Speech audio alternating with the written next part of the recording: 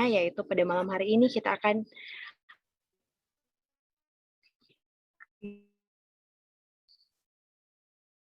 part 10. Teman-teman yang sekalian, semoga dalam kegiatan kali ini bisa menambah wawasan kita semua ya. Untuk itu, teman-teman, saya mau mengingatkan bagi teman-teman semua untuk selalu menjaga kesehatan ya, apalagi di tengah pandemi COVID-19 yang masih mengancam dunia. Ada baiknya kita semua untuk selalu menerapkan protokol kesehatan dengan memakai masker, menjaga jarak, dan juga rajin mencuci tangan dan menggunakan hand sanitizer tentunya. Teman-teman, kita akan memulai Bimo kita pada malam hari ini, dan untuk itu kita akan awali dengan doa. Dan untuk doa, izinkan saya untuk berdoa menurut agama dan kepercayaan saya, yaitu Katolik. Berdoa dimulai. Amin. Bapa dan Putra dan Roh Kudus. Amin. Segala pujian syukur kami haturkan kehadirat-Mu yang kudus ya Bapa, karena atas berkat-Mu, sehingga pada malam hari ini, acara bincang motivasi kami akan segera kami mulaikan. Kiranya kegiatan ini boleh terselenggara hanya sesuai dengan kehendak-Mu. Inilah doa yang kami sampaikan kepadamu dengan pengantaran Kristus Tuhan kami. Amin. Dalam nama Bapa dan Putra dan Roh Kudus. Amin. Berdoa selesai. Oke, teman-teman semua. Jadi, pada bincang motivasi part 10 ini, kita akan membahas suatu topik yang sangat luar biasa, apalagi untuk generasi muda, bagi kita semua yang ingin melanjutkan studi dan ingin juga mendapatkan beasiswa. Kesempatan di mana akan disampaikan kiat dan trik-trik khusus bagaimana sih mencapai beasiswa, khususnya beasiswa LPDP. Dan untuk menyampaikan materi malam hari ini kita udah kedatangan salah satu narsum kita, yaitu Kak Nancy Onibala. Selamat malam Kak Nancy. Boleh saya hai dulu ke teman-teman semua? Halo, selamat malam. Malam, oke Kak. Sebelum itu saya akan memperkenalkan Kak Nancy juga lebih jauh biar teman-teman semua bisa mengetahui siapa sih Kak Nancy ini sebenarnya. Oke. Jadi nama Kak Nancy Onibala, menyelesaikan untuk riwayat pendidikan S1 di Universitas Samratulangi Manado, jurusan Administrasi Publik pada tahun 2014, S2 Universitas Gadjah Mada pada Fakultas Ilmu Sosial dan Politik pada tahun 2018. Selain itu juga Kak Nancy memiliki riwayat pekerjaan, yaitu pada tahun 2014 sampai tahun 2015 sebagai staf finance di PNPM MPD for Health and Smart Generation di Sulawesi Utara. Juga pernah menjadi sebagai trainer di Institut Pendidikan Dalam Negeri Sulut, dan pernah menjadi account manager di Ruang Guru Sulawesi Utara. Sungguh prestasi yang sangat luar biasa dari Kak Nancy. Dan Kak Nancy juga merupakan founder dari Gama Educate Center GEC Manado. Oke, sebelum itu kita memulaikan kegiatan, saya akan membacakan tata tertib yang harus kita ikuti selama kegiatan BIMO berlangsung. Yang pertama, dimohonkan kepada peserta untuk menonaktifkan mikrofon selama kegiatan berlangsung dan mengaktifkan kamera. Bagi peserta yang ingin menyampaikan pertanyaan, dapat melalui kolom komentar Zoom atau kolom komentar YouTube dengan format nama, instansi, asal daerah, dan pertanyaan. Nah, untuk itu kita akan memulai kegiatan. Dipersilakan Kak Nancy untuk memperkenalkan diri lebih jauh. Silakan Kak Nancy. Iya, halo, selamat malam semua. Terima kasih untuk Kristiana yang sudah memperkenalkan diri tadi, memperkenalkan saya juga. Jadi nama lengkap tadi sudah dijelaskan oleh Kristiana. Kurang lebih seperti itu sih. Ini mau langsung materi.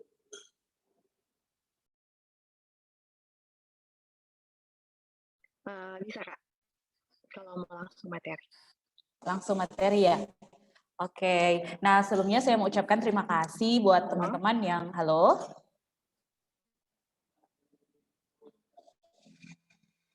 Halo, kedengeran? Iya Kak, jelas Kak. Oh ya, oke. Sebelumnya saya ucapkan terima kasih untuk teman-teman yang sudah bersedia hadir pada malam hari ini. Saya sebagai awardee LPDP, saya dapat LPDP Mbak. pada tahun 2015, tepatnya pada bulan Desember pengumumannya.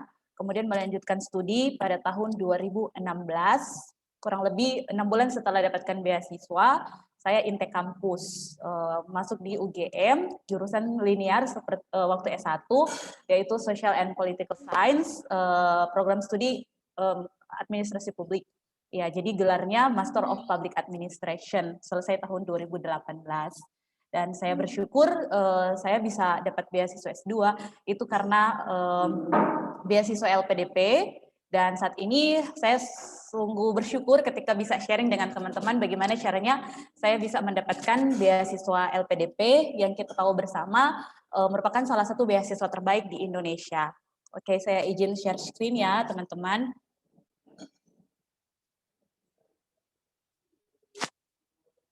Oke, sudah kelihatan?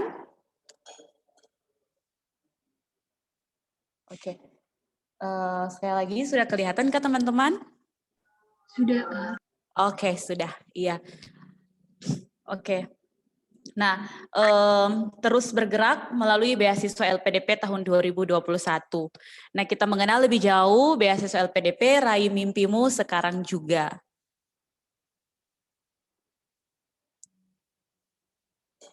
Oke, sebentar ya, sepertinya ada sedikit kendala.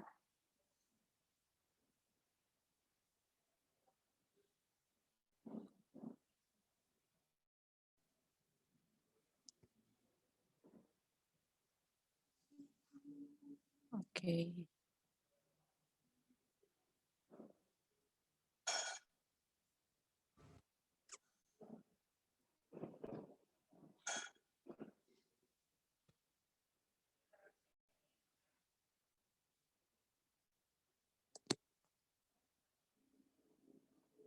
Oke.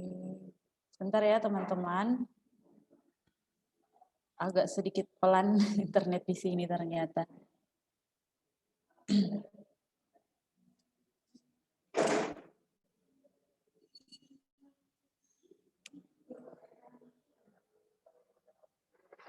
Oke, nah jadi beasiswa LPDP di mata Presiden Joko Widodo pernah mengatakan bahwa mari manfaatkan kesempatan menempuh jenjang pendidikan S2 dan S3 melalui beasiswa LPDP. Persiapkan dirimu membangun negeri kita tercinta.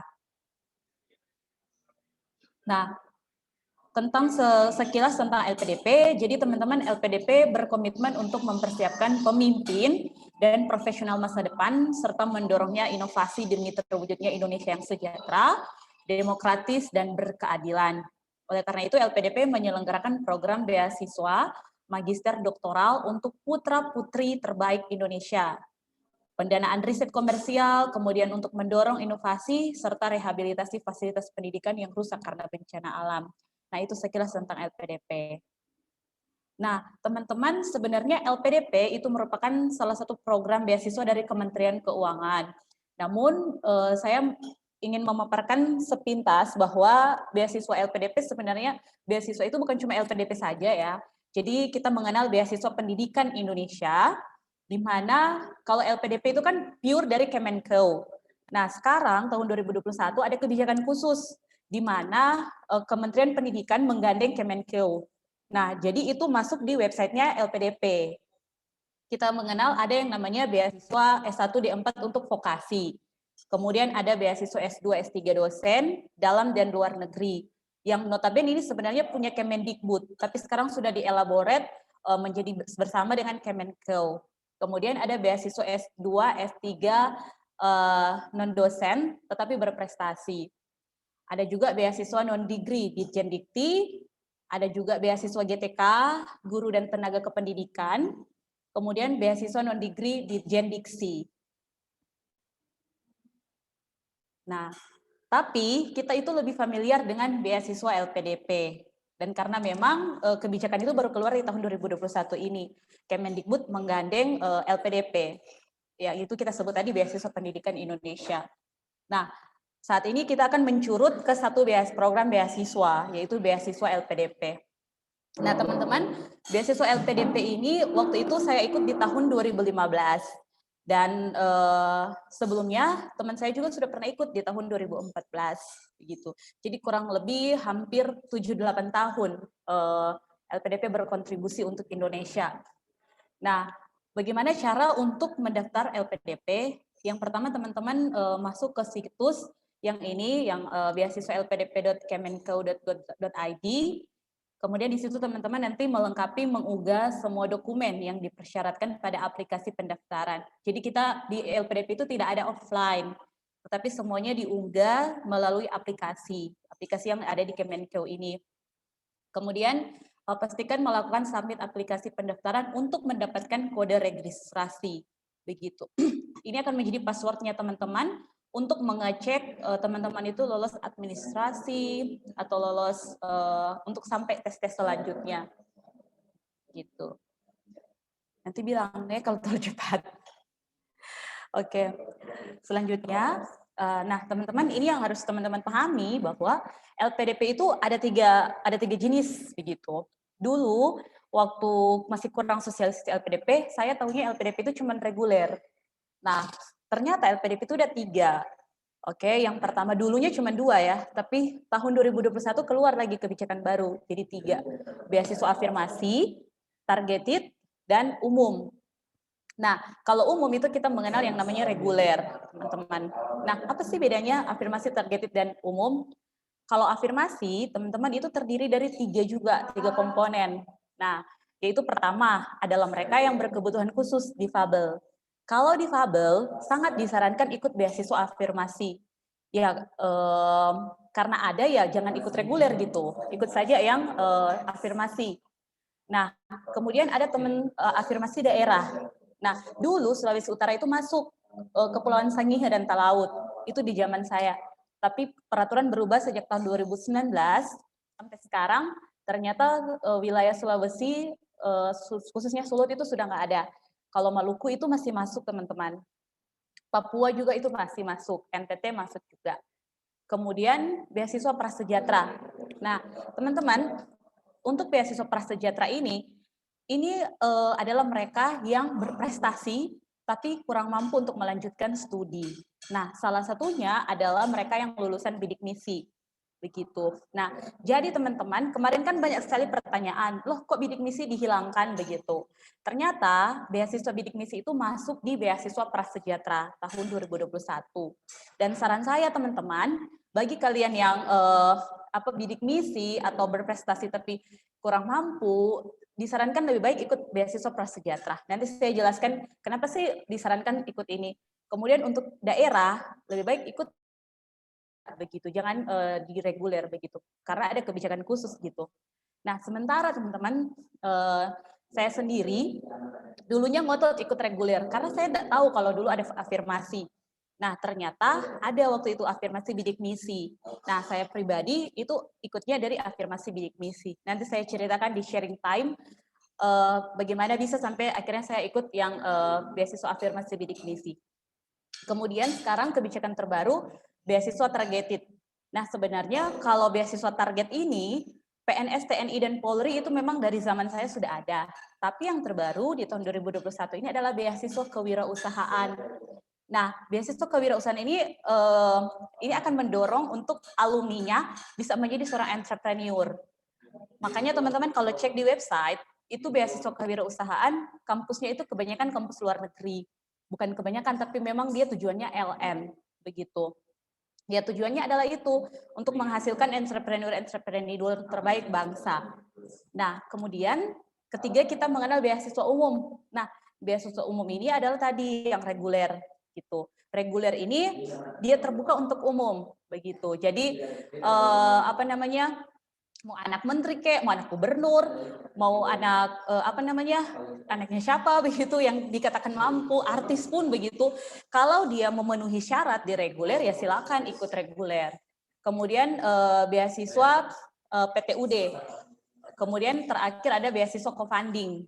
Kalau co-funding itu artinya setengah kita bayar, setengah juga dari LPDP. Begitu. Nah, untuk seleksi. Nah, seleksi LPDP, baik afirmasi, baik targeted, maupun reguler, itu seleksinya sama, begitu. Nah, seleksi administrasi tentunya pertama. Nanti saya jelaskan ada sedikit perbedaan, begitu. Nah, kalau administrasi, sekarang itu esainya cuma satu, kontribusi setelah lulus nanti apa. Kalau di zaman saya dulu, esai itu harus dua, sukses terbesar dan sukses terbesar dalam hidup waktu itu sama kontribusi. Nah kalau sekarang dielaborate jadi satu, gitu. Itu seleksi administrasi. Nah ada perbedaan seleksi administrasi targeted, afirmasi dan reguler. Nah dari zaman saya sampai sekarang, kalau reguler itu dalam negeri TOEFL-nya 500. Kalau luar negeri 550. Nah, kalau administrasinya afirmasi yang tiga sub tadi ya, yang prasejahtera, yang daerah sama difabel. Kalau LE dalam negeri itu 400. Kalau luar negeri sekarang 500 ternyata. Dulu di zaman saya 450. Gitu, ada sedikit perubahan begitu. Nah, hanya di TOEFL sih perbedaannya kalau di seleksi administrasi. Kalau entrepreneur sama juga, dia seperti reguler. TOEFL-nya harus 500 gitu. Kemudian seleksi substansi akademik dan kebangsaan. Nah, teman-teman di zaman saya, seleksi substansi itu dia terdiri dari FGD, Focus Group Discussion, atau biasa kita kenal Leader Group Discussion, kemudian menulis esai, dan terakhir wawancara. Tapi ternyata sekarang 2 tahun terakhir itu berubah. Kalau di seleksi substansi, sekarang itu lebih ke tes kayak semacam TPA begitu. Semacam TPA dan itu dilaksanakan secara online. Kurang lebih ada 90 nomor, 60 sampai 90 nomor, semacam TPA begitu. Kemudian ditambah 30 nomor kewawasan kebangsaan, semacam CAT, PNS kalau teman-teman pernah ikut begitu. Tapi di zaman saya itu enggak ada, teman-teman. Nah, jadi kebijakannya agak berubah-berubah. Di zaman saya, FGD itu wajib, begitu, focus group discussion itu wajib. Tapi saya tanya ke teman-teman yang lain, ada yang baru lulus, ternyata FGD di tahun 2020 kemarin itu dihilangkan, begitu. Dan kita tidak tahu apakah di tahun 2021 FGD itu ada atau tidak. Yang pasti tes substansi seperti TPA, kebangsaan, CAT itu pasti ada, gitu. Kemudian yang terakhir adalah seleksi wawancara. Nah, teman-teman, banyak yang bilang kalau wawancara LPDP itu agak-agak susah-susah gampang begitu. Nah, karena memang di wawancara itu kita berhadapan dengan 3 orang panelis gitu, akademisi, kemudian psikolog gitu. Kalau dalam negeri biasanya bahasa Indonesia, tapi kalau luar negeri itu full bahasa Inggris di wawancara.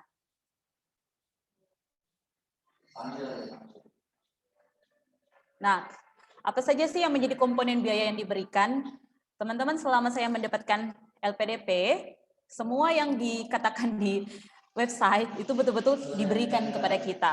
Jadi mulai dari biaya pendaftaran, kampus yang free, kemudian SPP, bahkan kita nggak perlu mengurus, tiba-tiba langsung sudah terbayarkan, seperti itu. Nanti kita tinggal melapor, kita nanti dapat Simonef, aplikasi, jadi semuanya terkontrol di situ. Kemudian tunjangan buku 1 tahun sekali dapat. Kemudian biaya penelitian, tesis, kemarin tesis saya juga dibiayai, akhirnya pulang Manado ambil penelitian di sini, karena dibiayai jadi sekalian pulang. Kemudian biaya seminar internasional. Nah, ini teman-teman yang bikin spesial di LPDP juga. Jadi kita itu bisa publikasi seminar. Kita tahu bersama publikasi jurnal itu kan agak mahal. Tapi kalau di LPDP malah LPDP menyarankan kita untuk mengikuti seminar internasional dan bisa publikasi begitu. Nah, biaya pendukung itu transportasi. Jadi transportasi ke negara tujuan, ke kota tujuan itu ditanggung. Aplikasi visa yang luar negeri itu ditanggung. Asuransi kesehatan ada juga, kemarin BPJS. Kemudian biaya hidup bulanan, dan jujur teman-teman tidak pernah terlambat. Selama dapat LPDP, biaya hidup bulanan itu sama sekali tidak pernah terlambat. Selalu on time memang. Kemudian biaya kedatangan, datang ke lokasi, pulang juga kita dibiayai begitu. Mau pesawat apa teman-teman, LPDP selalu support begitu. Jadi tidak dipatok, oh pulang harus cuman gunakan pesawat ini, enggak. Kalau memang yang ada, misalkan yang penerbangan termahal pun, kalau memang cuman itu yang ada, ya LPDP pasti tanggung begitu. Kemudian biaya keadaan darurat, ya kemarin itu enggak ada sih keadaan darurat, jadi aman-aman. Nah, khusus yang mau doktor, itu ada tunjangan keluarga. Nah, karena kan biasanya kalau ambil S3 itu biasanya banyak yang sudah menikah. Nah, ada juga tunjangan keluarga untuk istri dan anak. Seperti itu. Nah, teman-teman untuk tahap 1 ini, kemarin sudah selesai. Kalau boleh saya tahu, ada yang daftar tahap 1 di sini? Adakah teman-teman? Ya? Belum, Kak. Oh, belum. Oke. Jadi untuk tahap 1 sudah selesai teman-teman.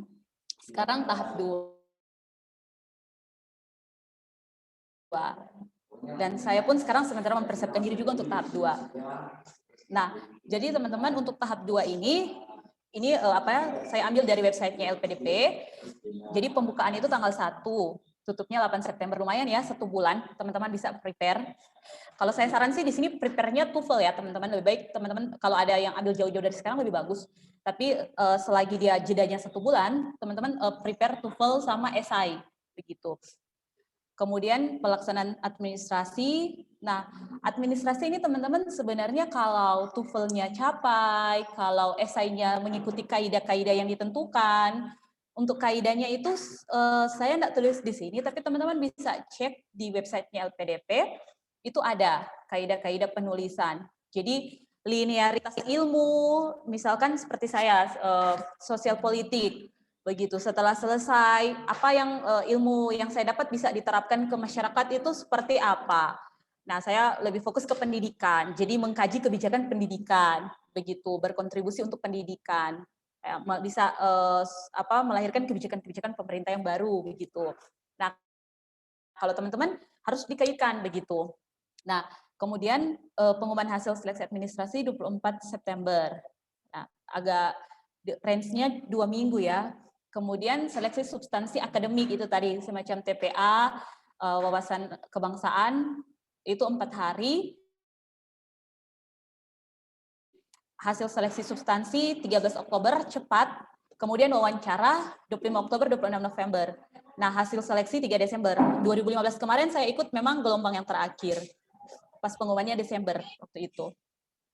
Nah, ini kurang lebih, jadi nanti teman-teman bisa lihat di websitenya LPDP untuk lebih jelas. Nah, untuk LOE sendiri, teman-teman, jadi ada yang wawancara sudah bawa LOE, ada juga yang belum. Nah, waktu kebijakannya terkadang suka berubah begitu. Waktu di zaman saya tidak terlalu ditekankan untuk LOE, tapi tahun kemarin LOE sangat ditekankan. Tahun ini ternyata bisa juga kalau belum dapat LOE. Nah, ini teman-teman sedikit sharing dari saya. Ini adalah 2 rekan saya kemarin yang ikut LPDP, kita sama-sama orang Sulut. Waktu itu kita tes di Makassar tahun 2015, kita itu ikut 6 orang, 4 orang dari Unsrat, 2 orang dari Unima.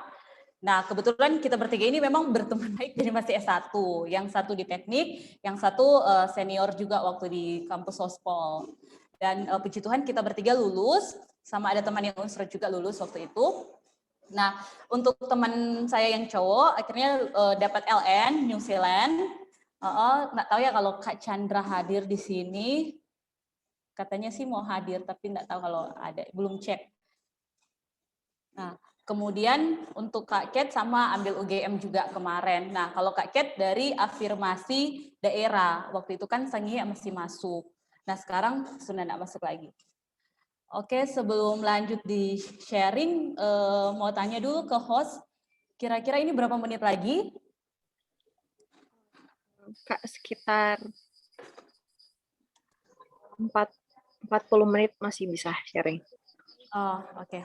Nah, jadi teman-teman, itu sepintas ya tentang bagaimana mendapatkan beasiswa LPDP. Ini sedikit sharing dengan teman-teman bagaimana kami bertiga saat itu bisa mendapatkan LPDP begitu. Ya saya tahu karena kita berjuang bersama. Jadi teman-teman waktu 2014 sampai ke 15 itu saya benar-benar fokus mencari beasiswa. Waktu itu yang saya incar adalah beasiswa Kemendikbud, beasiswa unggulan.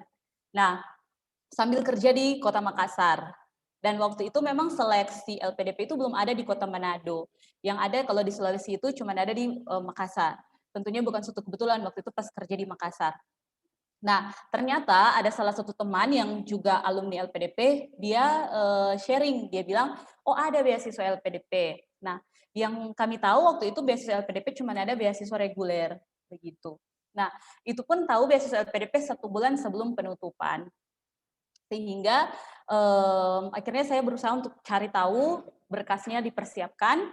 Ternyata kan waktu itu diminta TOEFL-nya 500 dan masih sama memang kalau mau ambil DN 500.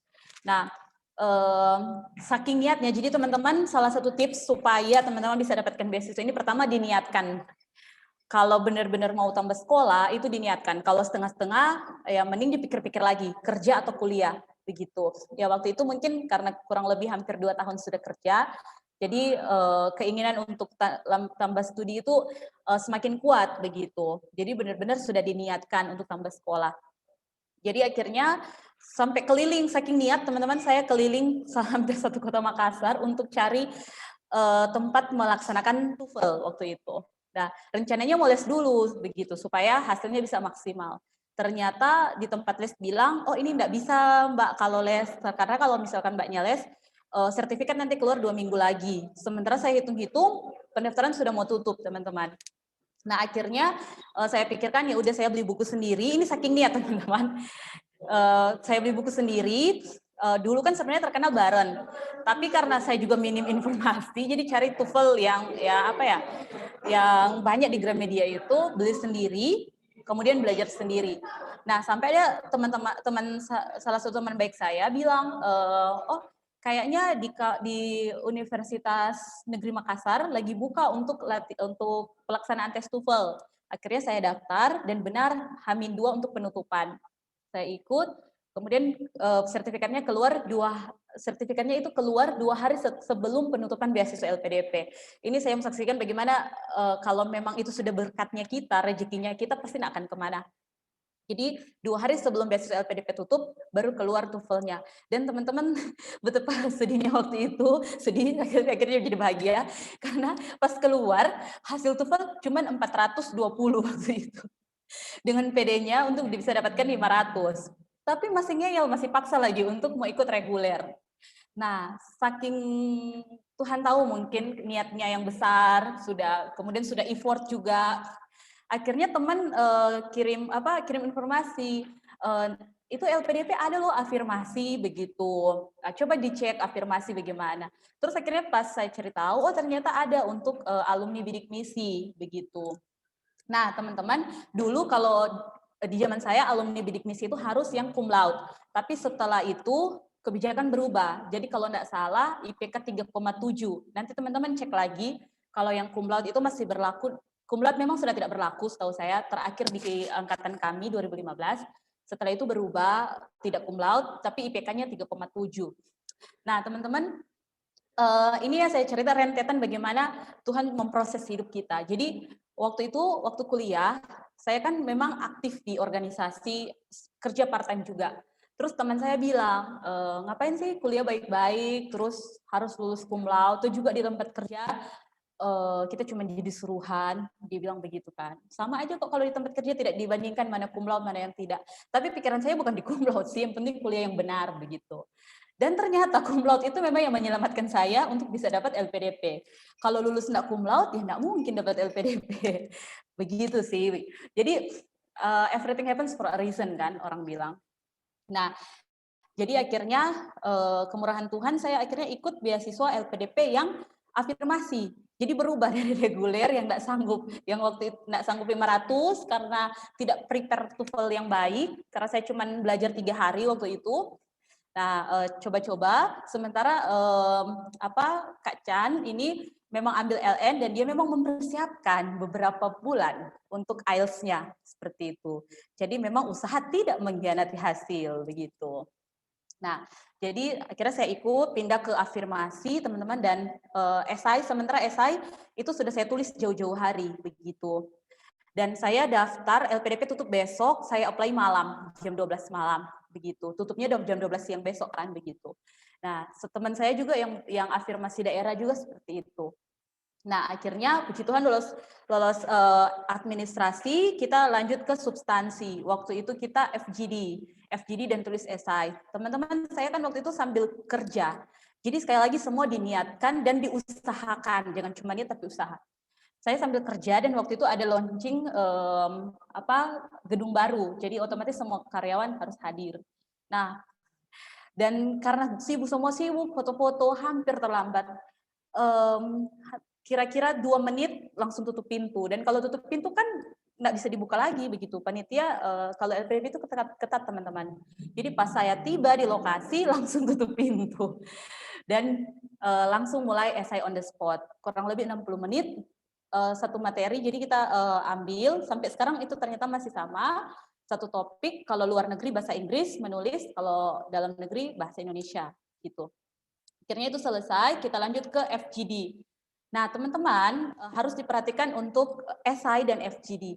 Jadi biasanya itu adalah isu-isu terkini begitu yang muncul. Kayak sekarang misalkan tentang Pancasila, tentang agama, itu pasti akan muncul. Kemudian pokoknya kasus-kasus hangat sekarang tentang KPK, sekarang kan lagi hangat-hangat KPK. Nah, itu mungkin bisa muncul. Nah, waktu itu teman-teman, saya karena sudah kerja apalagi di swasta, kita kan jadi sedikit kurang update begitu dengan masalah-masalah nasional begitu. Walaupun saya sebenarnya dari Sospol. Nah, akhirnya kalau tes teman-teman jangan pernah datang mepet. Ini kebiasaan orang-orang Manado. Kalau mau tes jam 2, orang datang 5 menit jam 2 begitu. Nah, kalau mau ikut LPDP sangat disarankan untuk tidak seperti itu. Jadi kalau mau tes jam 2, datang dari jam 12. Kenapa? Karena kita harus diskusi dengan teman-teman di sekitar, membuka diri begitu. Nah, sambil tanya-tanya, tadi ada materi apa begitu. Kira-kira lebih prefer kemana begitu. Nggak apa-apa toh, kan nggak minta soal begitu. Nah, jadi kita diskusi. Nah, dulu di FGD itu poinnya cukup tinggi teman-teman. Jadi tapi katanya sekarang kan dihilangkan itu. Jadi akan kelihatan mana orang yang dominan, mana yang tidak. Nah, kemudian selesai itu besoknya, jadi 3 hari kita tes berturut-turut. Besoknya itu kita seleksi wawancara. Nah, pas wawancara itu teman-teman kan ada 3 orang, ada psikolog sama ada dosen juga begitu. Nah, jadi kalau dikatakan ya LPDP banyak memberikan pertanyaan personal, ya saya katakan bisa jadi begitu. Tapi kenapa diberikan pertanyaan personal itu supaya bisa mengukur sampai di mana kedewasaan kita. Karena untuk studi lanjut S2 itu pinter saja cukup sebenarnya. Jadi ketahanan batin begitu. Nah, jadi ada poin-poin yang memang di wawancara itu ditekankan begitu. Kayak bagaimana kita memandang kehidupan, bagaimana kita mau berkontribusi. Jadi esai kita itu juga ditanya. Jadi akan dilihat keseriusan kita begitu. Nah, untuk durasi wawancara itu tergantung. Ada yang 1 jam, ada yang 15 menit, ada yang cuma setengah jam. Jadi bervariasi begitu. Tidak bisa ditentukan berapa lama. Yang luar negeri pun begitu. Bisa ada yang 15 menit, bisa ada yang sampai 1 jam begitu. Nah, di wawancara ini teman-teman harus percaya diri, tetapi tidak boleh juga terlalu tinggi. Orang bilang percaya diri, tapi ya kita kan psikolog bisa lihat begitu.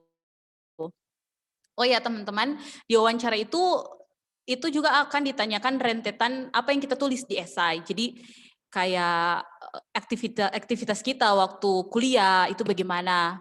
Nah, untuk teman-teman yang masih kuliah, saya sarankan jangan cuman mengejar IP saja begitu. Harus banyak ikut kegiatan sosial, jadi volunteer, dan LPDP itu paling suka anak-anak yang banyak jadi volunteer. Kayak ini komunitas Marijo Belajar. Nah, kayak begitu sih LPDP lebih suka. Jadi bagaimana kontribusi kita di masyarakat, organisasi yang kita ikuti di kampus itu sangat berpengaruh sekali teman-teman. Jadi tidak hanya dilihat dari aspek intelijensia saja seperti itu. Nah, akhirnya selesai kurang lebih 2 minggu pengumuman wawancara, puji Tuhan lulus. Nah, baru saya intake kampus begitu. Nah, intake kampus itu pun jadi teman-teman kalau LPDP afirmasi itu ada khusus begitu, kita nanti dikasih pengayaan bahasa.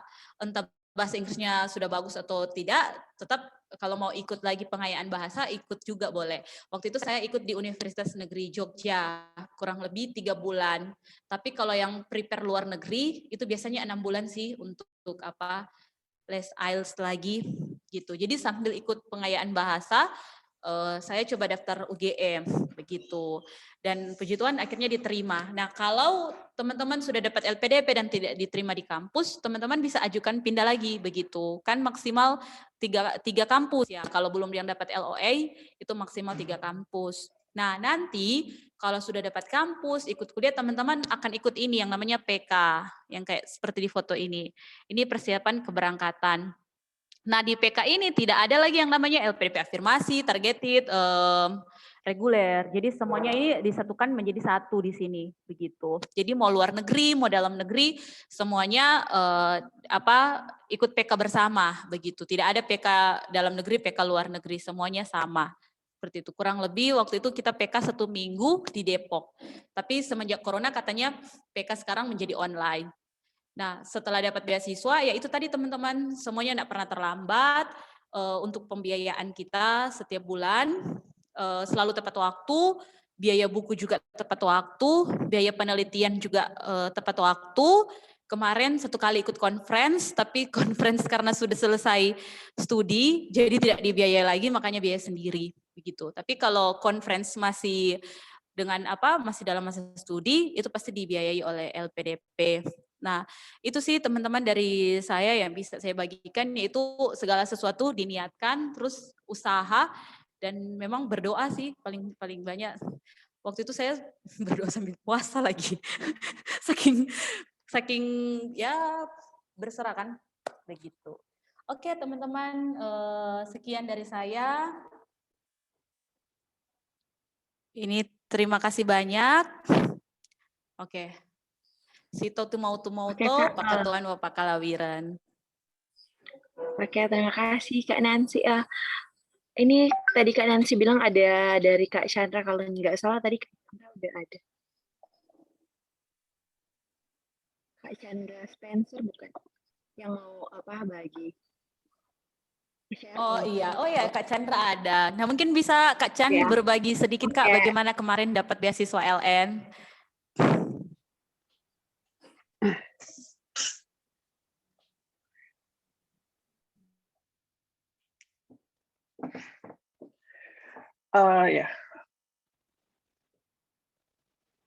Ya, boleh kedengaran suara saya? Iya Kak, kedengaran. Iya, sorry. Sebenarnya dari tadi kayak di kosan, terus sinyalnya kurang bagus, jadi sempat left tadi. Perkenalkan, sebelumnya nama saya Chandra. Kebetulan saya temannya Nancy ya. Kita teman seperjuangan waktu ikut LPDP tahun 2015. 2015, iya. Waktu itu Nancy infoin kalau ada kegiatan Zoom dari Marijo Belajar ya. Benar, ya. Kalau bisa gabung, Nancy ngajak untuk gabung untuk sekedar share juga kepada teman-teman. Seperti itu. Sebenarnya kalau dari saya pribadi, overall udah dijelaskan secara detail oleh Nancy ya untuk setiap prosedurnya, setiap hal yang dia siapkan. Tapi mungkin saya tambahkan aja kalau misalnya apa ya, maksudnya dalam hal tujuan studinya mungkin ya. Kalau Nancy mungkin tadi di dalam negeri, kalau saya kebetulan dapat di luar negeri. Mungkin ada beberapa perbedaan prosedur atau persiapan yang harus kita persiapkan sematang-matangnya. Tadi mungkin Nancy udah singgung bahwa kalau Chandra mungkin persiapannya lebih panjang.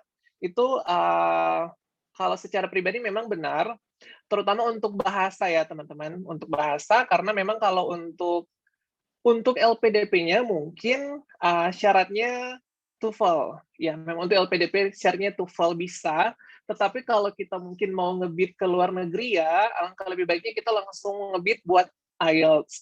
Jadi IELTS-nya itu nanti dipakainya buat LPDP dan dipakainya buat tes atau apply ke luar negeri, seperti itu. Jadi otomatis kalau mau ngebid IELTS, mungkin yang pertama di Manado masih agak jarang ya, ada tempat les yang beneran prepare persiapan teman-teman IELTS dari awal sampai pas tes nanti, seperti itu. Jadi memang secara peminat IELTS masih jauh lebih sedikit dari TOEFL, tapi secara persyaratan IELTS ini compulsory buat teman-teman yang mau apply ke luar negeri. Jadi untuk IELTS sendiri, saya pribadi, untuk persiapan, sekali lagi sebenarnya dalam persiapan bahasa Inggris, alangkah lebih baik, lebih cepat, lebih baik, begitu ya. Jadi, misalnya, kita mau ikut LPDP 3 bulan depan, dan kita baru belajar bahasa Inggris sekarang. Itu lumayan sulit ya, untuk mempersiapkan bahasa Inggris di waktu yang singkat. Karena bagi saya pribadi, 3 bulan itu singkat, seperti itu. Jadi mungkin kalau teman-teman, saya kurang tahu status teman-teman sekarang, apakah masih university student atau udah bekerja. Misalnya teman-teman mau ngebid LPDP-nya tahun depan, atau ini kalau nggak salah ada gelombang 2. Seperti itu, saya kurang update. Itu berarti teman-teman belajar persiapan IELTS-nya dari kapan? Itu dari sekarang jawabannya. Kenapa seperti itu? Mungkin kalau teman-teman udah pernah tes TOEFL, secara tesnya mungkin lebih mudah dibandingkan tes IELTS. Karena mungkin kalau ngomongin IELTS, nanti akan ada 4 komponen ya. Mungkin teman-teman udah pernah baca juga, ada speaking, listening, reading, and writing, seperti itu. Dan untuk naikin poin IELTS teman-teman, nah ini biasanya kalau di luar negeri, mereka butuhnya IELTS-nya itu pertama harus 6,5 atau 7. Itu secara skor ya, 6,5 atau 7. Tapi yang kedua yang jadi momok adalah keempat subjek yang tadi, yang listening, reading, writing, speaking, itu ada syarat minimumnya, gitu. Misalnya minimumnya keempat subjek ini tidak boleh di bawah 5,5, seperti itu. Jadi syarat pertama overall skornya harus 6,5 sampai 7. Syarat yang kedua, 4 subjek ini tidak boleh ada yang di bawah 5,5, which is itu agak susah ya. Jadi dalam artian, misalnya teman-teman dapat IELTS-nya 8, terus 4 subjek ini, 3 subjeknya 7, tetapi 1 subjeknya 5. Itu berarti IELTS teman-teman tidak valid, seperti itu, tidak lolos. Jadi memang agak sulit juga untuk IELTS ini, karena faktor yang tadi, seperti itu. Tetapi kalau teman-teman mau ngebid sekali lagi ke luar negeri, emang mau tak mau harus jalanin IELTS. Dan kalau teman-teman lihat berdasarkan penelitian atau berdasarkan review dari banyak orang, untuk meningkatkan 0,5 IELTS, teman-teman butuh intens belajar 3 bulanan, contoh. Mungkin terdengar sangat sulit, tapi that's the reality. Jadi kalau pertama tidak engage with English, akan susah.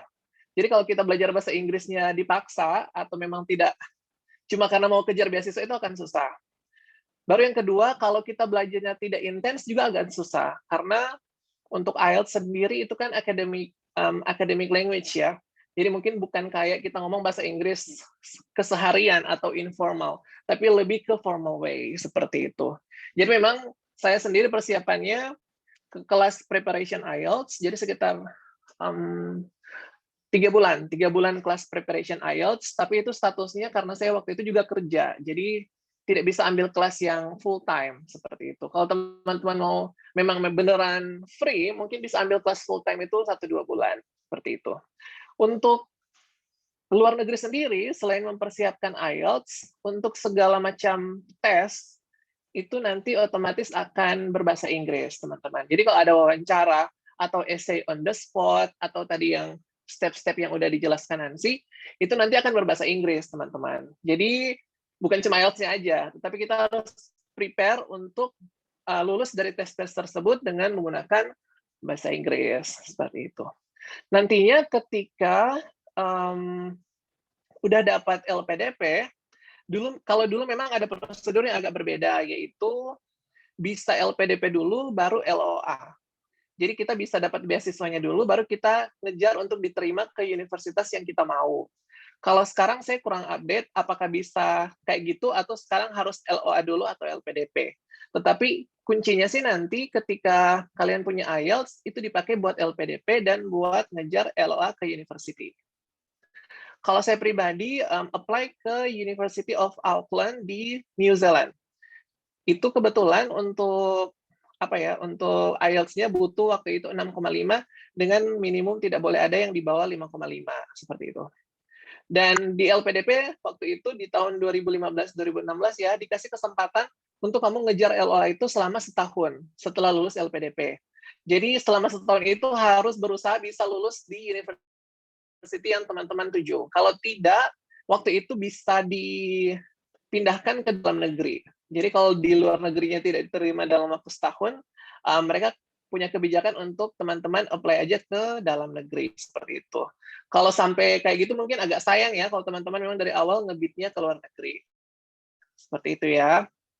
Nah, secara teknis memang mungkin selain persiapan bahasa Inggris, salah satu yang penting juga adalah persiapan uang ya, jujur aja. Karena untuk tes IELTS mungkin lumayan pricey ya. Kalau waktu lalu saya tes di Makassar sekitar 3 jutaan, belum lagi lesnya setiap bulan 1 jutaan, kayak gitu ya. Mungkin teman-teman yang mungkin udah nyari duit sendiri atau pakai duit sendiri pasti sayang ya kalau kita udah ngeluarin duit yang mungkin bisa sampai puluhan juta, tetapi kita nggak serius seperti itu. Kembali lagi seperti yang dikatakan oleh Nancy, kalau misalnya memang masih setengah-setengah, better no seperti itu. Karena untuk ngikut beasiswa LPDP ini kita persiapannya selain otak, waktu juga tenaga dan uang seperti itu.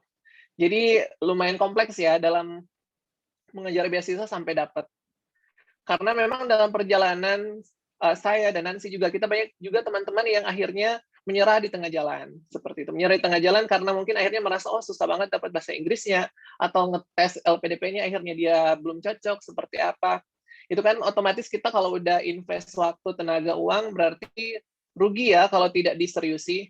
Itu sih yang memang sangat penting. Jadi mungkin kalau bagi banyak orang ngelihat, oh dia bisa kuliah di luar negeri mungkin keren ya. Dia bisa kuliah di luar negeri, bisa jalan-jalan. Tetapi sebenarnya pengorbanan yang kita lakukan untuk dapat beasiswa itu juga worth it, seperti itu. Jadi sangat sesuai dengan apa yang udah kita korbankan, apa yang udah kita jalani, dengan apa yang kita dapatkan. Seperti itu. Untuk ke luar negeri sendiri, teman-teman nggak usah takut karena pertama, LPDP akan full cover ya. LPDP full cover. Full cover-nya dari biaya kuliah, teman-teman tidak perlu bayar apapun. Dan yang kedua, biaya hidup. Jadi biaya hidup itu kayak dikasih uang bulanan, which is uang bulanan itu kalau saya pribadi ngitungnya itu lebih dibandingkan dengan biaya hidup di negara itu. Seperti itu. Jadi nggak usah takut uangnya pas-pasan atau uangnya kurang, karena yang LPDP kasih beneran udah sesuai dengan standar hidup di situ. Standar hidup yang normal, jadi bukan hemat-hemat, enggak. Jadi standar hidup yang normal. Dan di luar negeri juga kita jujur diatur untuk tidak boleh kerja, teman-teman. Jadi teman-teman tidak boleh kerja. Jadi kalau kepikiran mau cari tambahan duit atau mau kerja part-time kayak gitu, itu nggak bisa secara LPDP-nya. Nanti akan ada yang kontrol lah istilahnya. Jadi LPDP itu mau teman-teman ke sana pure belajar aja. They already provide everything, so you just need to study as good as you can. Seperti itu ya. Kembali ke tadi, masalah bahasa Inggris memang sangat vital ya. Kalau mungkin teman-teman mikirnya udah dapat IELTS, udah senang, itu ibaratnya baru beginning-nya, jujur. Baru permulaannya. Memang harus suka bahasa Inggris karena pas kuliah nanti, ibaratnya IELTS yang tadi itu beneran baru permulaannya lah, baru hal yang kecil seperti itu. Untuk meluluskan diri dalam perkuliahan yang totally semuanya in English, tentunya akan jauh lebih susah. Seperti itu sih. Sekedar tambahan aja. Ya, dikembalikan kepada host Kristiana. Terima kasih. Oke. Terima kasih Kak Chandra. Oke, teman-teman yang ingin bertanya kepada Kak Nancy dan juga Kak Chandra, boleh sekali langsung tulis di kolom komentar nama, instansi, dan juga pertanyaannya. Karena ini belum ada pertanyaan, aku ingin tanya soal Kak Nancy juga sama apa sih motivasi kakak untuk ikut beasiswa LPDP atau untuk ke jenjang selanjutnya itu S2. Kak Nancy, kedengaran suara saya? Halo, iya, kedengaran. Oke, silakan Kak. Kalau saya, motivasinya teman-teman, itu pertanyaan waktu ditanyakan di LPDP juga. Jadi, kalau saya pribadi teman-teman, saya tuh senang belajar begitu. Mau bilang pinter sekali, tidak, tapi memang hobi. Senang aja belajar gitu, senang baca. Nah, jadi waktu itu pengen tambah sekolah supaya bisa upgrade ilmu lagi begitu. Terus belajar supaya semakin dan semakin terisi. Itu motivasi pertama, memang dari dalam diri yang mau begitu. Yang kedua, saya tuh ngejar jadi akademisi sebenarnya begitu. Makanya saya ambil linear. Itu sih.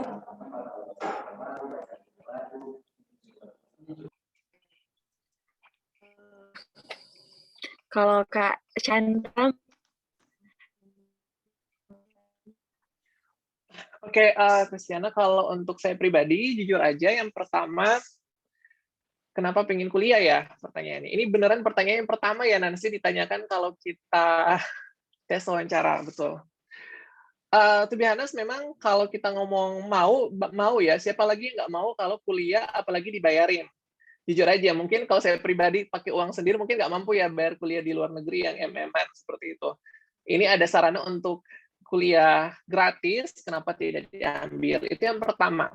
Yang kedua, mungkin saya, kalau Nancy tadi dari sisi akademisi, mungkin saya dari selesai S1, mungkin langsung kerja ya. Yang saya dapatkan di lapangan, S2 itu tidak hanya untuk akademisi aja, tetapi untuk karir kalian di pekerjaan juga sangat penting, seperti itu. Apalagi kalau sekarang mungkin saya kerja di salah satu BUMN, di situ kalau teman-teman misalnya S2 akan langsung dapat kenaikan grade dan dapat posisi yang lebih baik dibandingkan teman-teman yang S1. Which is itu kalau kita ngejarnya dari bawah mungkin akan makan banyak waktu. Sementara kalau kita kuliah, itu contohnya mungkin kita bisa ngambil izin tugas belajar, pas baliknya justru kita dapat manfaat yang lebih banyak. Dan tentunya kenapa kalau saya pribadi pengen keluar, karena experience yang di kuliah di luar mungkin tidak akan kita dapatkan ya, dengan mudah seperti itu. Dan kesempatan, dan sekali lagi masih muda, masih punya kemauan untuk belajar, otak masih mumpuni, why not kita untuk ambil beasiswa. Dan apalagi sebenarnya bukan cuma LPDP aja, sangat banyak beasiswa yang ditawarkan di luar negeri, contoh ya. Di setiap negara punya beasiswa, entah dari government-nya masing-masing atau dari swasta, seperti itu. Dan yang lain lagi yang poin interest, entah kenapa teman di Manado atau di Sulawesi Utara jujur aja sangat sedikit dibandingkan teman-teman kita di provinsi lain. Waktu itu saya dan Nancy mengalami, kita tesnya di Makassar, Nancy ya. Kita tes di Makassar, mungkin ada 150-an orang dari Sulawesi Utara itu cuma 5 orang. Seperti itu. Dan justru kenyataannya sampai detik ini juga yang ikut LPDP itu dari Sulawesi Utara belum menyentuh angka 100 orang yang lulus. Sementara di Gorontalo, contoh aja, di Gorontalo ini yang beneran neighbor kita ya, itu udah 1.000-2.000-an yang lulus sampai detik ini. Seperti itu. Jadi sebenarnya maksud saya share ini adalah chance dan opportunity teman-teman itu sangat banyak untuk bisa dapat beasiswa. Kenapa tidak diambil? Itu bukan berarti kita belajar terus udah, tetapi itu sangat menambah CV kita secara pribadi dan kompetensi dan ilmu kita. Seperti itu sih. Ini menambah banyak sekali pengetahuan apalagi untuk kita semua ya teman-teman. Ini Kak ada pertanyaan dari Vidi dari Unima. Dia mau bertanya Kak, kalau belum punya LO LOA apakah bisa lebih dulu mendaftar beasiswa LPDP, nanti urus baru setelah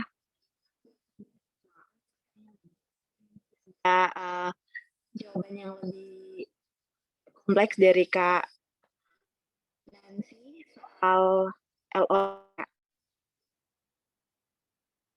Halo? Jadi Kak Halo? Vidi Oke, ini paham dengan pertanyaannya atau mau diulang Mbak Syah? Oh, paham. LOA kan? Iya ya Kak.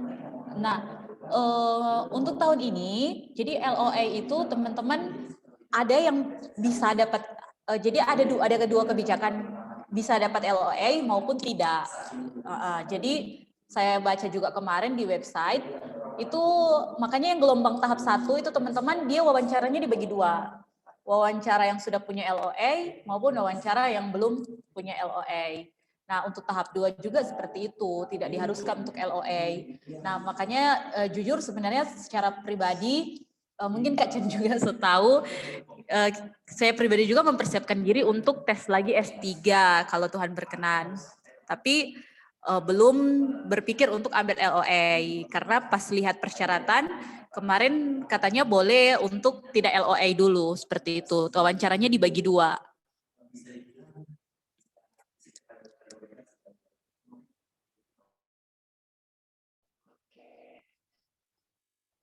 Oke Kak, Mungkin menambahkan boleh masalah LOA.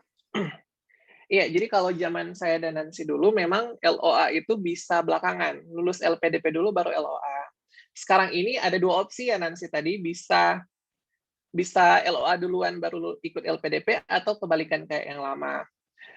Mungkin sebagai tambahan bahwa yang pertama, yang paling penting adalah dengan memiliki LOA, tidak langsung menggaranti teman-teman untuk dapat LPDP. Seperti itu. Sebenarnya kan mengejar LOA itu kita bisa langsung kejar sekarang secara pribadi. Misalnya teman-teman udah punya IELTS atau udah punya kompetensinya, mungkin teman-teman mau apply ke University of Melbourne contoh ya, itu bisa teman-teman apply sekarang tanpa ada kelulusan dari LPDP dulu, itu bisa. Tetapi chance teman-teman yang bawa LOA dan tidak bawa LOA selama ini tidak pernah dibilang, oh yang punya LOA itu pasti lulus. Tidak, seperti itu. Saya banyak ngelihat juga yang tidak punya, yang punya LOA tetapi tidak lulus itu juga banyak. Jadi memang dua hal ini udah dua path yang harus kita pikirkan matang-matang ya, untuk dapetin LOA-nya gimana, untuk dapetin LPDP-nya gimana.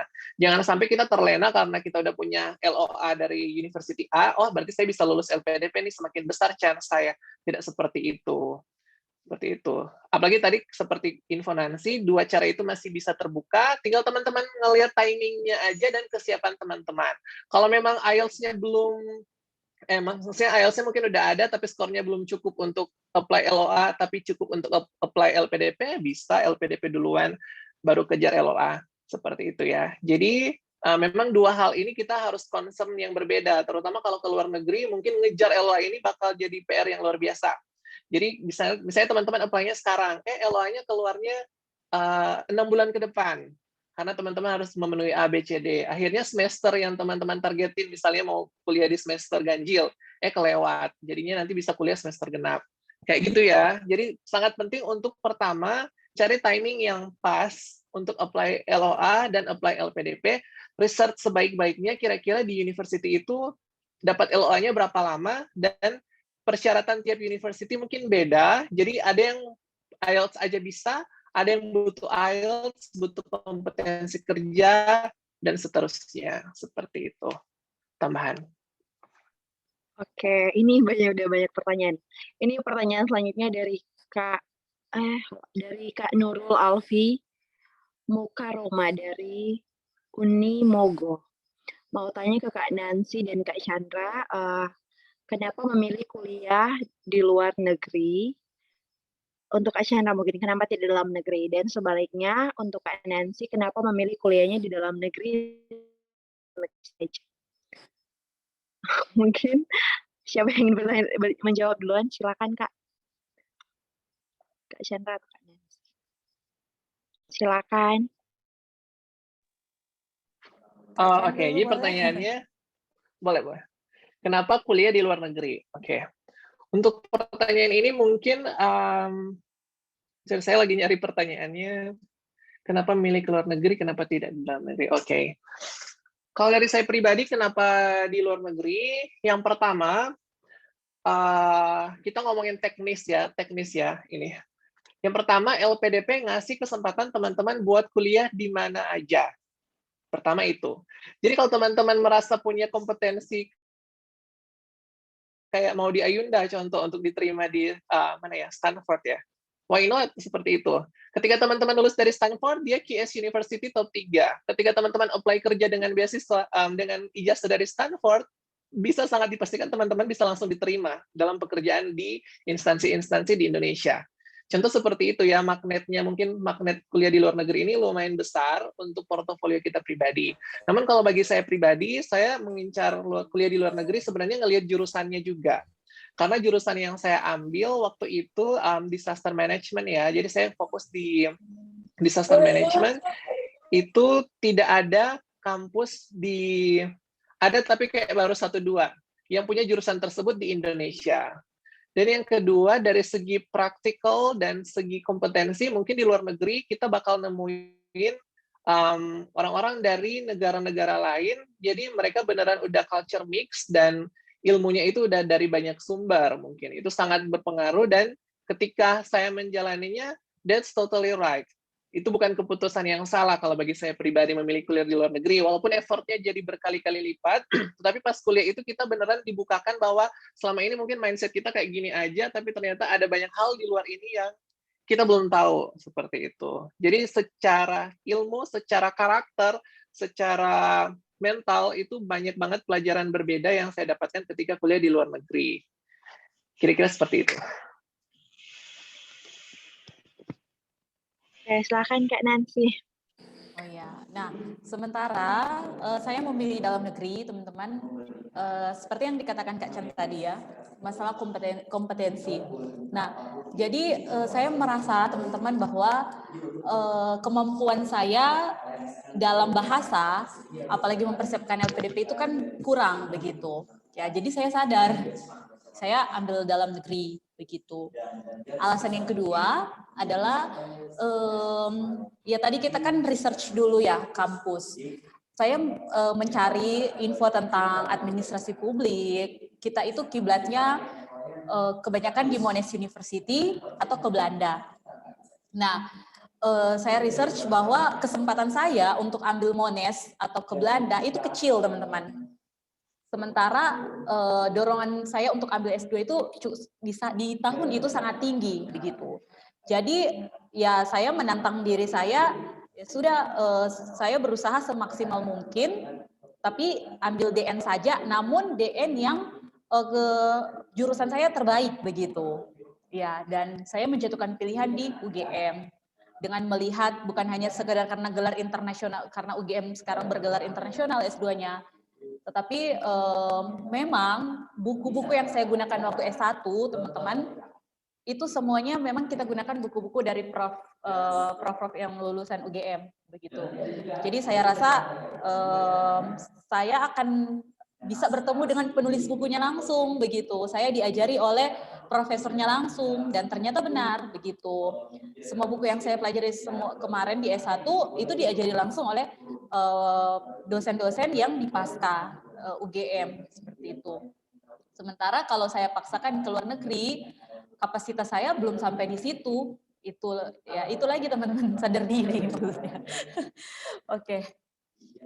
Tapi sekali lagi bukan akhirnya pilih dalam negeri asal-asalan, tidak. Di dalam negeri pun kita lihat ilmu kita ini lebih cocoknya kemana. Seperti kayak teknik ya, kalau nggak bisa luar negeri, coba perkecil, ambil dalam negeri, tapi kiblat kampus terbaiknya mana? ITB, seperti itu. Oke. Nah, ini Kak ada pertanyaan selanjutnya dari Kak Aaron dari Politeknik Negeri Manado. Pertanyaannya untuk tes TOEFL dan IELTS itu apakah bisa diambil di semua tempat atau ada persyaratan khusus untuk TOEFL dan IELTS?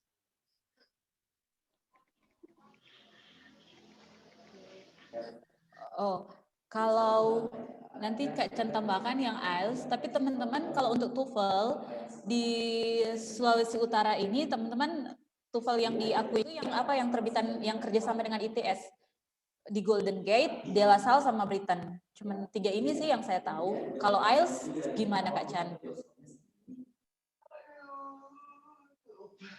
Iya, pertanyaannya ini sebenarnya jujur sangat menarik karena apa? Untuk IELTS, kita ngomongin pahitnya aja. Peminatnya di Manado itu sangat-sangat sedikit. Sebenarnya yang eligible untuk nerbitin IELTS itu dari British Council. Nanti British Council ini akan kerjasama dengan contoh tempat les atau dengan kampus. Tapi kembali ke kampus, mungkin kampus rata-rata TOEFL. Jadi ada satu tempat les, itu ini oke ya sebutin nama tempat lesnya. Itu Golden Gate yang sama seperti dibilang Nancy, itu mereka bisa untuk tes IELTS. Tetapi untuk tes IELTS ini kan ngedatangin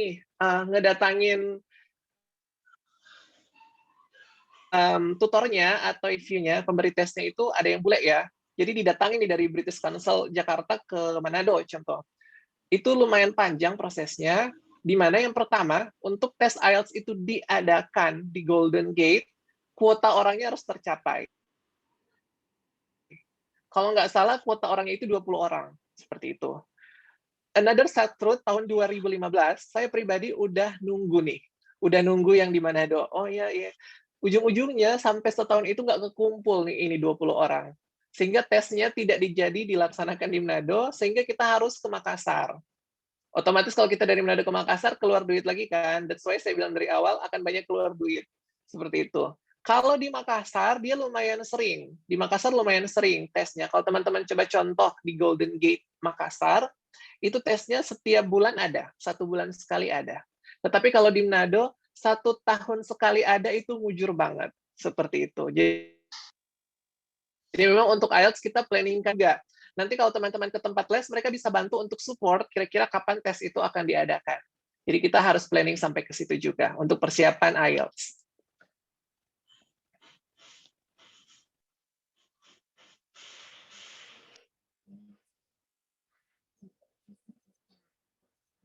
Dari Teresia, Politeknik Negeri Pontianak. Ini mau bertanya bagaimana sih Kak tips ketika kita memilih jurusan yang tidak linear dengan program studi yang kita ambil sebelumnya agar bisa lolos seleksi LPDP. LPDP. Oke. Ya, mungkin Kak Chandra mau menjawab. Kalau Nancy linear, Nancy ya jurusannya. Linear Kak. Sorry, ini suara saya masih bisa dengar ya? Oke. Bisa. Tidak linear. Jujur aja, kenapa salah satu alasan saya suka apply LPDP, karena LPDP mengizinkan kita untuk jurusannya tidak linear. Jadi mungkin waktu S1 kita ya ikut orang tua ya masuk teknik sipil, S2-nya mau ekonomi. Contoh ya kayak gitu. Itu di LPDP bisa untuk tidak linear yang pertama. Tetapi untuk meningkatkan chance kita untuk lulus LPDP, sangat penting untuk diketahui bahwa tidak linear jurusan itu lebih baik di backup dengan pengalaman terkait jurusan yang akan kita pilih itu, walaupun tidak linear. Kalau dalam case saya dulu, walaupun jurusan saya yang pertama teknik informatika, terus yang kedua saya ngambilnya lebih ke civil and environmental engineering, jadi teknik sipil dan lingkungan ya. Tetapi waktu kerjaan saya dahulu itu ada hubungannya dengan itu, jadi saya bisa propose ke situ. Jadi saya mau ngambil jurusan tidak linear ini karena pekerjaan yang saya jalani selama ini memang sudah di jurusan itu, seperti itu. Jadi kalau kita bisa meyakinkan LPDP-nya dengan evidence, jujur memang harus punya evidence. Entah kalau bukan pekerjaan, minimal volunteering, atau minat, atau karya, atau work, apapun itu yang berhubungan dengan jurusan yang kita ambil. Jadi jangan cuma sekedar suka. Saya pengen jurusan ini karena suka. Itu kayak pertanyaan suicide ya, jadi bunuh diri. Agak susah kalau kayak gitu. Itu yang pertama. di luar, kan tadi ngambil LOA-nya juga proses yang berbeda. Ketika saya ngambil LOA dengan kondisi tidak linear, juga itu akan ditanyakan, kenapa tidak linear. That's why sangat penting kita untuk mempersiapkan kira-kira kompetensi kita di bidang yang tidak linear ini yang sudah ada ya. Jadi historical itu kira-kira apa, seperti itu. Jadi saran saya kalau mau ngambil sesuatu yang tidak linear, minimal kita udah geluti dulu bidang itu. Tidak perlu harus misalnya dalam pekerjaan, kalau memang tidak memungkinkan, tapi bisa baik dalam tulisan, atau dalam volunteering, atau minat bakat. Jadi kita punya background tentang jurusan linear yang kita ambil itu. Jurusan tidak linear yang kita mau ambil itu. Seperti itu.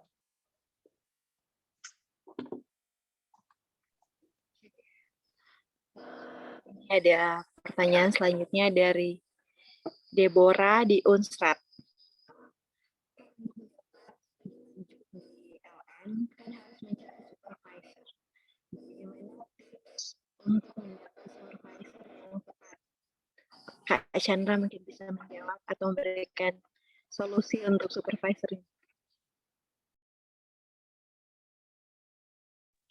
Oke, untuk supervisor, memang mungkin Deborah mungkin berarti udah ini ya, udah research juga kalau sangat penting kita punya supervisor untuk ibaratnya membantu kita untuk diterima di universitas tersebut.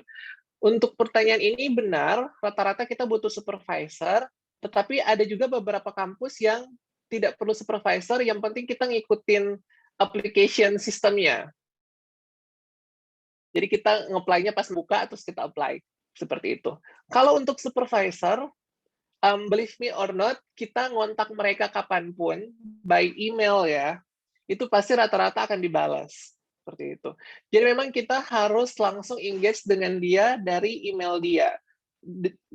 Di mana kita dapat email dia, itu dari website university-nya. Jadi nanti kalau kita masuk di website university A, jurusan A, prodi A, nanti ketemu nih semua profesor-profesor atau dosen di universitas tersebut dengan alamat email mereka. Kita bisa langsung segera email mereka. Kalau mau chance kita lebih gede, kita bisa langsung jual diri kita ya. Jadi kayak kita taruh CV kita taruh portofolio kita berserta dengan email tersebut. Kebanyakan dari mereka akan welcome untuk merespon. Bahkan even kita mungkin kurang nggak cocok dengan mereka, mereka pasti akan respon dengan sopan dan pasti akan dikasih jawaban seperti itu. Jadi memang tidak ada cara lain untuk dapat supervisor selain kita coba kontak langsung. Jadi kalau menurut saya lebih baik kontak langsung daripada pakai orang lain. Oh, kenalan. Kayak kita di sini mungkin ada ya habit kayak gitu. Oh ya, saya kenalan dengan A, kenalan dengan B. Boleh nggak dong disambungin dengan yang bersangkutan? Tidak. Memang rata-rata profesor-profesor di sana semua jelas, database-nya sangat jelas di website university-nya. Jadi langsung kontak aja, dan nanti akan kelihatan dia interest dengan kita atau enggak, itu akan langsung kelihatan. Dan banyak juga yang kalau profesor ya atau supervisor, mereka walaupun kita mungkin di bidang yang kita pilih itu mungkin kita masih kurang pengalaman, it's okay. Yang penting mereka ngelihat kita minatnya bagus, kita mau belajar, dan ya itu tujuan untuk kuliah seperti itu kan, agar kita bisa enhance seperti itu. Jadi sejauh ini yang saya temui mereka sangat welcome dengan orang-orang yang mau nanya, dengan orang-orang yang memang serius mau ngebid ke university tersebut. Seperti itu sih. Oke.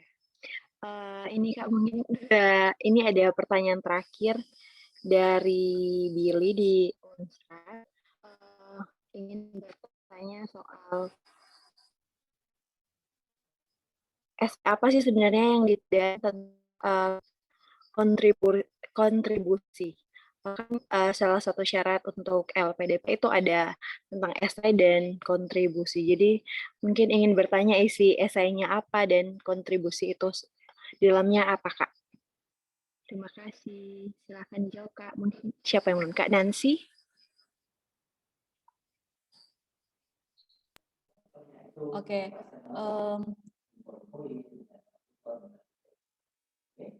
Nah, untuk esai, memang teman-teman, saya baca skimming kemarin ya di websitenya LPDP. Nanti kalau ada miss, teman-teman boleh cek kembali di website. Terus kalau ada pertanyaan terkait teknis, nanti bisa WA saya begitu. Di sini. Sambil menjawab ini, kalau enggak clear ya. Soalnya kalau menulis esai itu teman-teman itu memang susah-susah gampang begitu. Jadi yang kita ada baca yang skimming begitu tadi malam. Jadi kontribusi itu pasca lulus teman-teman itu harus menulis tentang perkenalan singkat tentang diri teman-teman begitu. Nah, nanti teman-teman boleh baca lagi nih, perkenalan diri teman-teman secara singkat, kemudian aktivitas yang teman-teman lakukan ketika teman-teman studi, waktu S1 apa, terus pasca studi, misalkan teman-teman yang sudah bekerja, misalkan yang contoh yang targeted, yang so ASN, atau yang teman-teman masih fresh graduate, yang walaupun belum bekerja, tetapi selama kuliah teman-teman sudah berkontribusi nih, misalkan sudah aktif di kegiatan baksos, volunteer untuk disabilitas dan lain-lain. Itu ditulis di esai. Kemudian teman-teman tulis jurusan. Jadi mau linear itu karena apa? Yang tidak linear pun karena apa? Jadi kalau kayak Kak Chan tadi sudah kasih masukan, kalaupun tidak linear, setidaknya based on experience begitu. Ya, jadi kalau yang linear itu kenapa begitu? Maunya keluar setelah studi mau apa?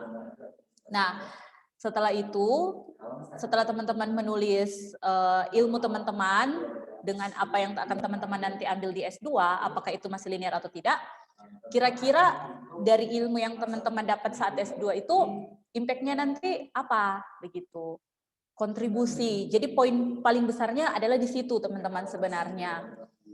Apa yang sih akan kalian lakukan pasca selesai studi nanti gitu. Which is masih berapa tahun lah, 2-3 tahun, tapi teman-teman sudah harus plan dari sekarang. Contoh, misalkan teman-teman yang bahasa Inggris, kemudian untuk melanjutkan studi S2 mau ambil pariwisata. Nah, mungkin alasan teman-teman bahwa melihat kondisi Sulawesi Utara yang penuh dengan sumber daya alam, namun berdasarkan hasil riset misalkan riset sekunder atau apa, data yang diambil, nah based on data juga teman-teman. Jadi menulis itu based on data sekunder dari liputan koran apakah apa begitu, bahwa sumber daya manusia dalam pengelolaan pariwisata di Sulawesi Utara masih kurang. Oleh karena itu saya memiliki niat untuk mengambil studi pariwisata. Di mana waktu S1 saya lulusan bahasa Inggris. Saya percaya bahwa ilmu yang saya dapatkan dalam dunia bahasa itu bisa meningkatkan kompetensi untuk bisa menghasilkan orang-orang yang mengerti bahasa Inggris juga.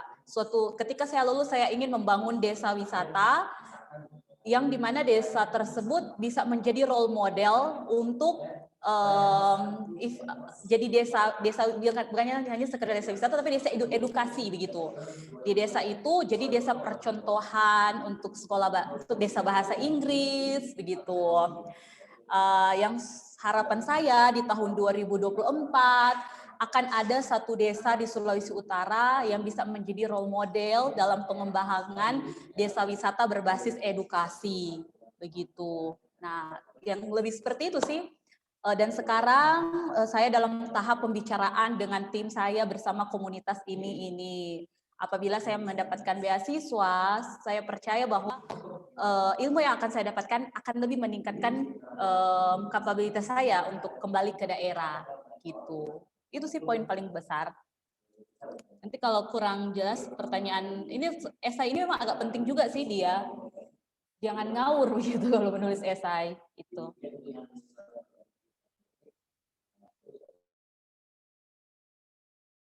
Mungkin ada tambahan dari Kak Chandra soal esai atau cukup?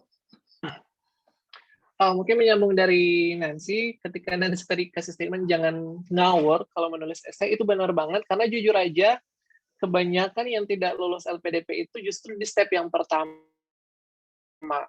Padahal kan step pertama dalam contoh yang menulis esai dan kelengkapan dokumen lainnya, itu mungkin yang waktu kita paling panjang ya. Jadi preparation kita sebenarnya waktunya paling banyak, tetapi justru banyak yang jatuh di situ. Nah, untuk essay ini, sebenarnya tadi Nancy udah kasih tahu teknisnya, mungkin saya tambahkan aja. Yang pertama,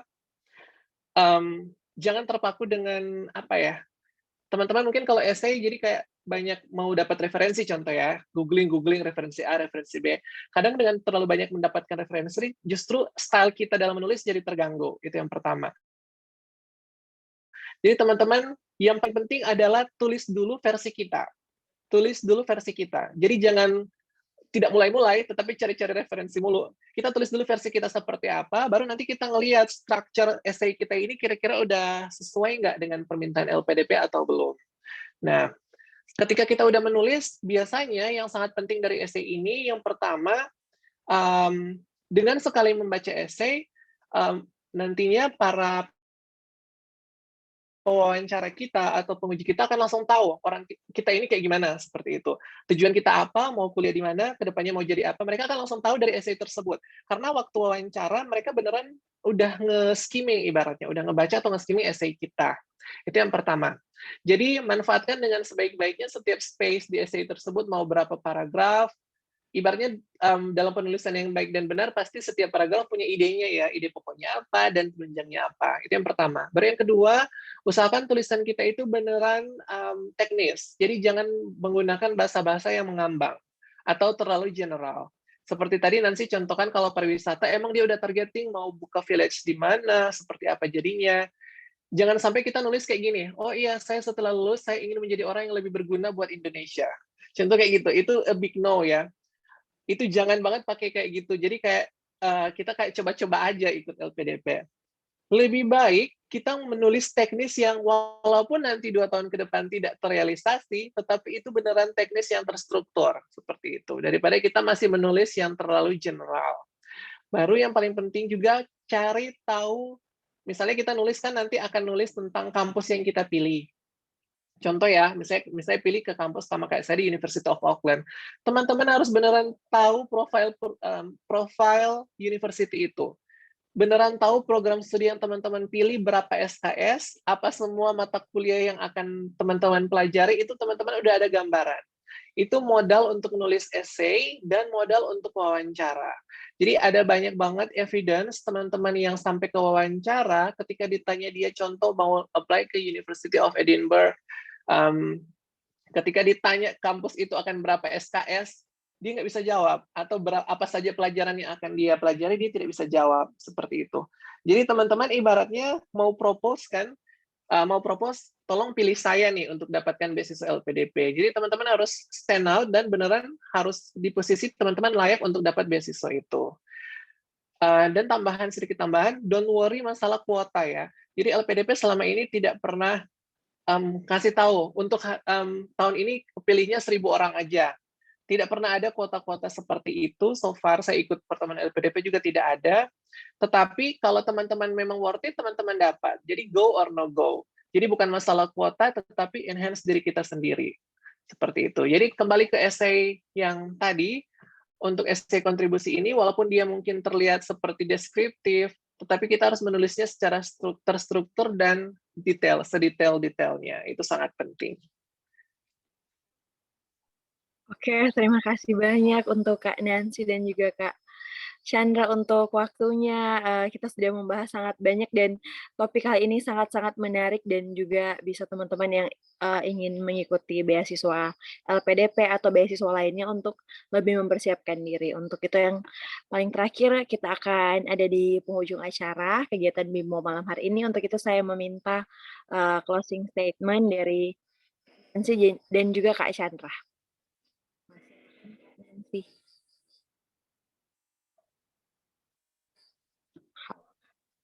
Halo, ya masih. Oke.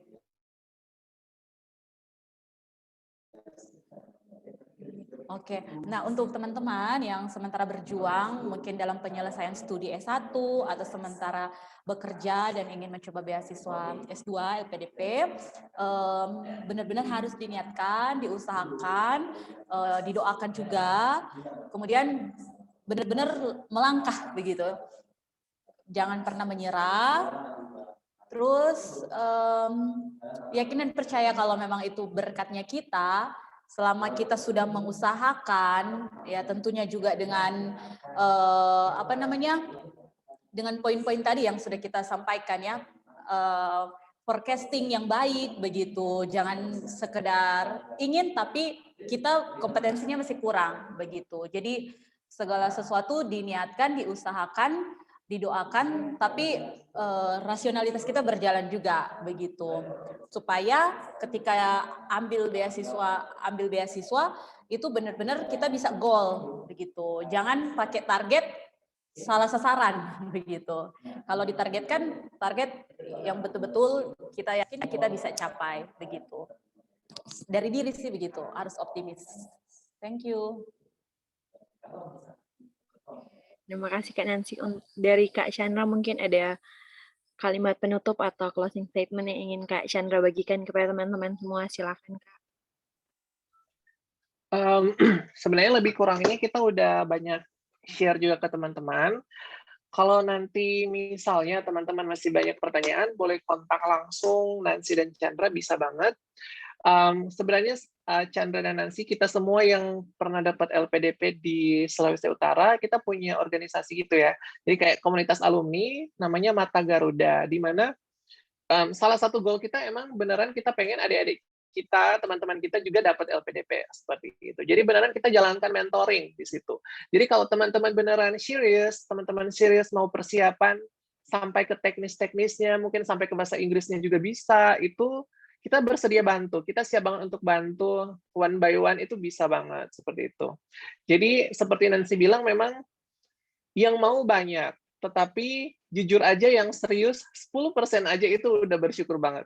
Karena selama ini memang yang mau itu pasti banyak. Dan ketika kita serius, pasti bisa dapat kok untuk LPDP. Karena selama ini saya ngelihat mereka-mereka yang serius pasti dapat LPDP-nya.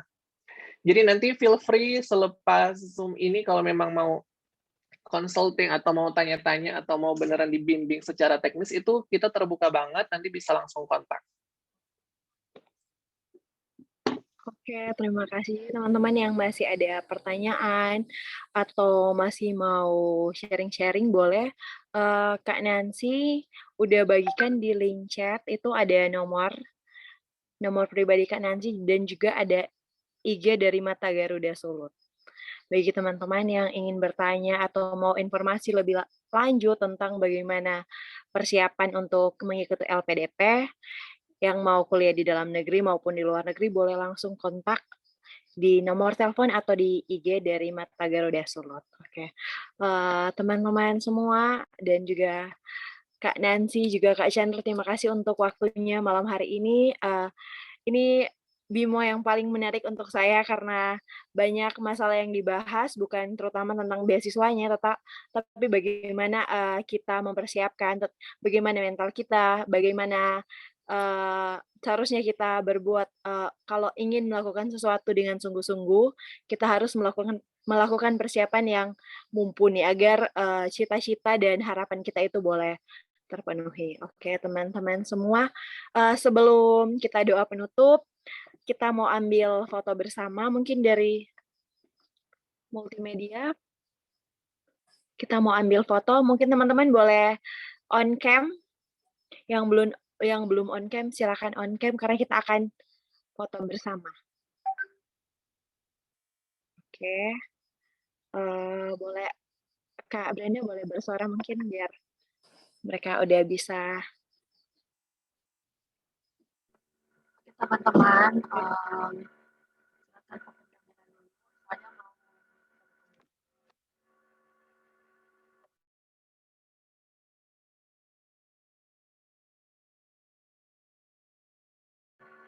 ini masih banyak ya teman-teman yang belum on kamera. Jadi ayo teman-teman, kita udah nah kita komunikasi dulu.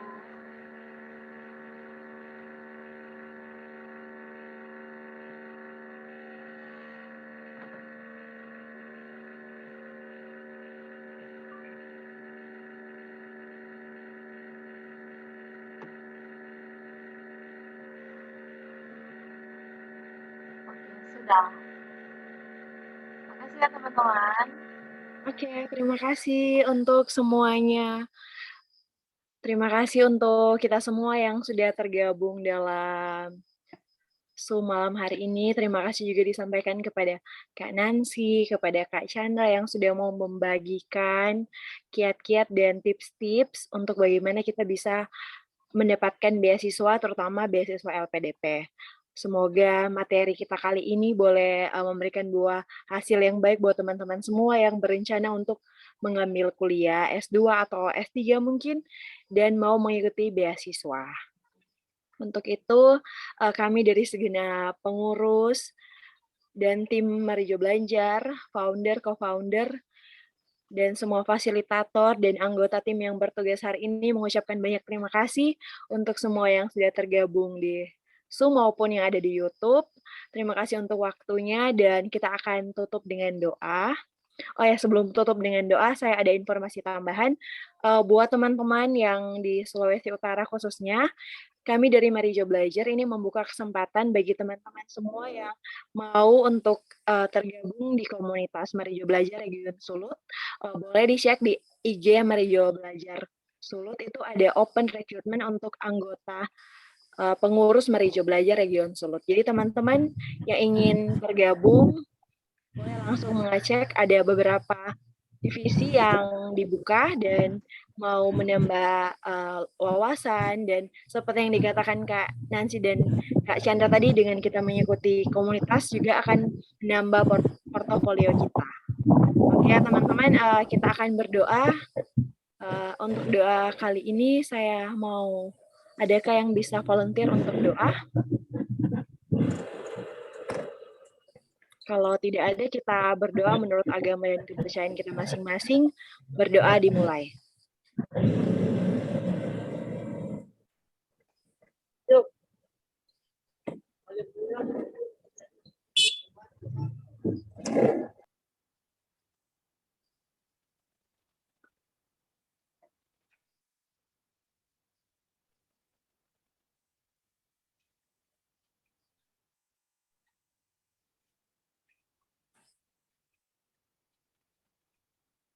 Oke, berdoa selesai. Sekali lagi terima kasih kami dari segenap kru Marijo Belajar mengucapkan sampai jumpa di acara-acara program Marijo Belajar selanjutnya. Jangan lupa untuk selalu untuk mengikuti IG dari Marijo Belajar agar teman-teman semua boleh mendapatkan informasi tambahan tentang Marijo Belajar dan tentang materi-materi yang akan kita sajikan. Karena setiap kalinya kita akan mengadakan BIMO, live IG, dan segala macamnya itu dengan tujuan agar teman-teman boleh menambah wawasan dan boleh menambah relasi dengan siapa saja. Terima kasih untuk malam hari ini yang sudah mau meninggalkan ruangan Zoom ini, dipersilakan. Terima kasih Kak Nancy, Kak Chandra. Sampai bertemu di kegiatan Marijo Belajar selanjutnya, teman-teman. Terima kasih Selamat kembali malam. semuanya. Thank you Kak Sukses Chandra. Kak Nancy, Kak semua. Chandra. Ya. Thank you Nancy.